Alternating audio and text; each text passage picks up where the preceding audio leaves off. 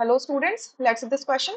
The question says density of a 2.05 molar solution of acetic acid in water is 1.02 gram per mole. The molality of the solution is, molality क्या होगी? So देखिए molality अगर मुझे निकालनी है तो molality क्या होती है? M for molality is it number of moles of solute divided by weight of solvent in kg. ठीक है? अच्छा, अब ये लिखा है 2.05 मोलर लिखा हुआ है। इसका क्या मतलब होगा कि 2.05 मोलर, इसका मतलब होगा कि 2.05 moles of solute are present in 1 litre of solution. इसका ये मतलब है। और डेंसिटी हमें गिवन है। ठीक है, डेंसिटी हमें गिवन है। सो डेंसिटी क्या होती है? Mass upon volume. सो डेंसिटी गिवन है, वॉल्यूम ऑफ सॉल्यूशन गिवन है, तो मैं मास ऑफ सॉल्यूशन निकाल सकती हूँ। सो मास ऑफ सॉल्यूशन होगा density into volume. Density is 1.02 ग्राम पर ml एंड वॉल्यूम आपका दिया है आपका 1 लीटर। 1 लीटर का मतलब हो गया 1000 ml। ठीक है, तो ये हो जाएगा आपका कितना? 1020 ग्राम।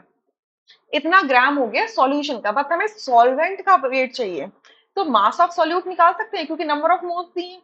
सो यहाँ से मास ऑफ सॉल्यूट यानी कि वेट ऑफ सॉल्यूट निकल जाएगा। वेट ऑफ सॉल्यूट क्या हो जाएगा आपका? Number of moles into molar mass. Number of moles कितने? 2.05। Molar mass acetic acid, acetic acid कितना होगा? CH3COOH। ठीक है, तो ये कितना हो जाएगा? देखो इसका मोलर मास कितना हो जाएगा। एक कार्बन का 12, फिर 3 हाइड्रोजन दे रखा है तो 3 का 3 हो जाएगा, फिर कार्बन दे रखा है तो 12, फिर 2 ऑक्सीजन दे रखे हैं तो 16 प्लस 16, और फिर एक हाइड्रोजन दे रखा है तो 1। सो ये जाएगा 60 ग्राम पर मोल। इसका जो वेट होगा, मोलर वेट होगा, दैट इज 16 ग्राम पर मोल। सो मल्टीप्लाई कर दो। सो 2.05 multiplied bye 60, so it is 123। 123 ग्राम आपका सॉल्यूट प्रेजेंट है। सो यहां से मैं वेट ऑफ सॉल्वेंट निकाल सकती हूँ। Weight of solvent is going to be m mass of the solution minus weight of solute. यही तो होगा। So 1020 minus 123। ठीक है, 1020 माइनस 123, सो इट इज 897।